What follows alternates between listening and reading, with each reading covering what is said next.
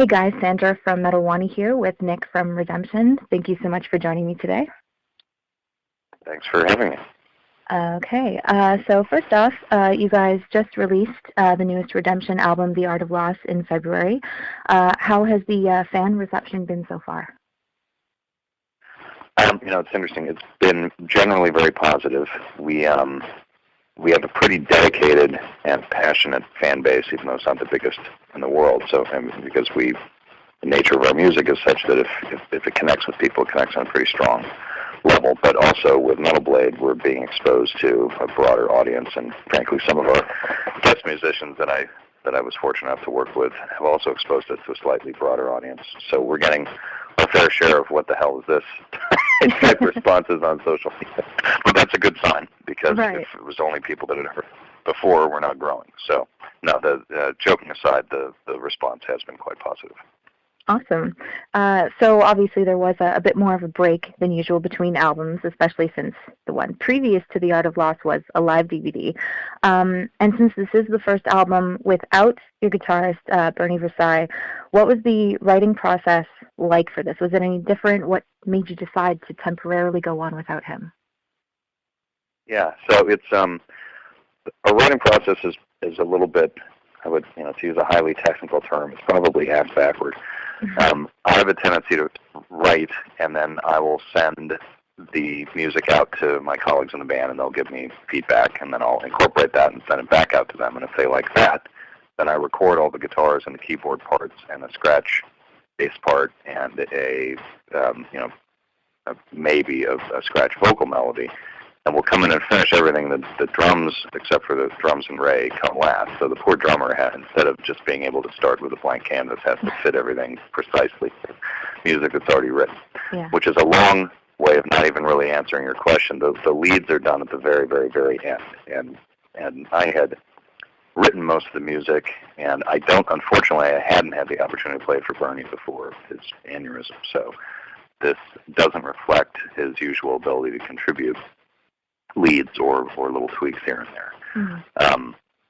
By the time we were well into writing, though, it was pretty evident that Bernie had bigger things to attend to than worrying about playing solos on our record. So we did make the decision that it was the best interest of him, because we would have waited if it was going to be another couple of months. But Bernie's got had a very serious brain injury, and it's going to take a lot of rehab to get him back to being 100% Bernie, much less 100% the guitar player that he used to be. So we had sort of decided that we needed to have a temporary solution even before we recorded any of the music. Right. So obviously you mentioned before, a bunch of big names making guest appearances on this album, such as Marty Friedman, Chris Poland, etc. What was that whole experience like? How did you approach them? It probably seems like there's a master plan to involve a lot of people from certain bands, but it just sort of came together organically. Chris Broderick has been in our social circle, extended social circle through Metal Blade for some time. And as soon as it became evident that Bernie was going to be able to do anything, Ray had actually spoken with him at some Metal Blade party or something, and he said he'd be interested in helping because he's friends with Bernie, but he was working on his band Active Defiance and didn't know how much time he'd have. So we thought, all right, can't put everything in the Chris Broderick basket. Let's take a step back. And I started thinking, all right, if I'm going to do this, why don't we shoot for the moon? And I had a short list of people, and Marty, who's always been one of my favorite guitarists, was at the top of the list. And we made contact with him through a mutual friend at his label, and he took a couple of weeks to listen to the music pretty carefully, and he sent back a ton of feedback, which I thought was flattering because it meant he'd actually sat down and listened to it. And he was up for it. He's got a very, very busy schedule. And as I learned after we started trying to schedule him, he's a bit, I will admit, having been a huge fan of his, I haven't followed precisely what he's been doing in Japan, but he's much more than just a musician there. He's almost like a pop culture sensation, like a Simon Cowell type on game shows and this sort of thing. So he's in tremendous demand, and his rate reflects the tremendous demand. So frankly, for a band our size, couldn't afford to put him on the whole thing. Right. So once we decided we could just make it with two guitars, then I started thinking who I'd want to work with, and a friend of mine who had used extensive guest guitarist on his own work, said, "Oh, you should work with Chris Poland." He didn't even know that I talked with Marty or Chris Broderick. And I've seen Chris play, I don't know, a dozen times over the last 10 years, but always with his band Home. And, so while obviously he was pretty instrumental in those first couple of Megadeth records, I don't even associate him with Megadeth. I think of him as this incredibly cool fusion guitarist that plays a very unique style. And I had no idea he did any session work, so I then found out that I actually knew his manager. I'd met him before, even though I didn't know he was managing Chris Poland. So that was an easy connection, and Chris was super excited and, was familiar with Redemption and was really into it. So I thought, wow, this is awesome. I've got this great fusion-y guitar player who's going to play something very different and unpredictable. And it really wasn't until I got all three of their versions of one song, I'm like, wow, this has actually worked out pretty cool, because by that time Chris Broderick had come back and freed up enough to do at least one solo. So that's how we came to have all three of those guitarists on one track. And Marty does more than that, but this is really Chris Poland sitting in for Bernie with some additional special guests, which makes it a pretty neat record, because there are a million people that could play neoclassical shred, and I'm friends with several of them, and they're all incredible guitar players. But if we'd done that on the whole record, we'd sound like Symphony X, and Symphony X already does that style really, really, really well. So we use a little bit of that because Simone's playing is in that style, and it's incredibly awesome. But really, Marty and Chris Poland and Chris Broderick all have sounds that don't sound like anybody else. Chris Poland plays a style that nobody else in this type of music plays. So it has the effect of pushing the music in unexpected places, and that I think makes it more interesting for the listener. It definitely does. Fantastic. So when I was listening to the album, I wasn't really paying attention to the track list, and obviously toward the end there's a cover of The Who's Love Reign Over Me. So I was pleasantly surprised by that. What made you decide to choose that specific song?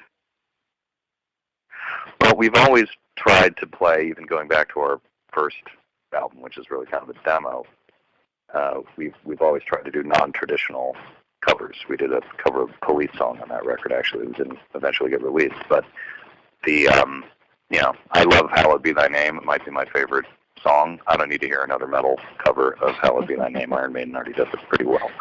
So if we're going to do something, I don't want to do something that other people have already heard, or that they're going to compare it to the original in the same style. So we pick, classic rock or new wave or Elton John or whatever. And I'd always loved this song. And the issue with the song is it's probably the most iconic vocal performance in the history of rock music. So if you're going to do this, you have to have a singer that can pull it off, otherwise you just sound like losers, basically. And John Bush has been a friend for some time. And, as great as Ray's voice is, and I don't think there's anybody as suited for our music as Ray, to do this song, you've got to have a lot of grit in your voice, and you have to be prepared to just sing at the edge of your capabilities and have your voice crack and not care, and that's not Ray. But it is John, and I had spoken with him probably 3 years ago about maybe doing this track one day, and he was up for it. So then it rolled around, and his only comment was he couldn't have dropped the key a couple of notes. He really got to make me try and compete against Roger when he was 25 years younger. He was game, and he crushed it. And so I think it makes it a really pretty special song. And, of course, it wasn't done with this in mind, but it ties into this. If there's a theme to the record, it's about love being more important than fear. And so it thematically fits with that, and that's a nice little dedication to Bernie. So, awesome. Good fit. Yeah, fantastic. Okay, so I want to turn the conversation a bit more to progressive music as a genre. Obviously, the way the internet works now, everything is so accessible, and there are just hundreds of bands cropping up all the time. And it kind of gives more of a defining trait to progressive rock or progressive metal, because there are similar sounds being created all the time. This is kind of a two-part question. What do you feel progressive music consists of, and how would you define it? It's there's progressive music with a small p, which is music that's constantly pushing boundaries and changing forms and stuff like that. And then there's progressive, whether it's progressive rock with capital P and R, progressive metal with capital P and M, that sort of sounds like a particular style with multiple time changes and multiple key changes and non-standard structures and long songs and this sort of thing.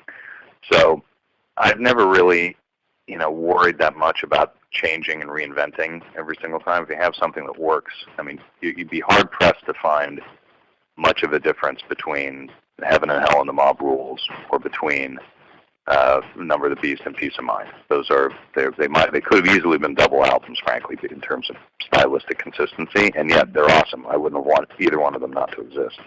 So change for change's sake, to me personally, isn't that important, as long as things are great. But there are people that would say that represents creative stagnation, and I think some styles of music are more susceptible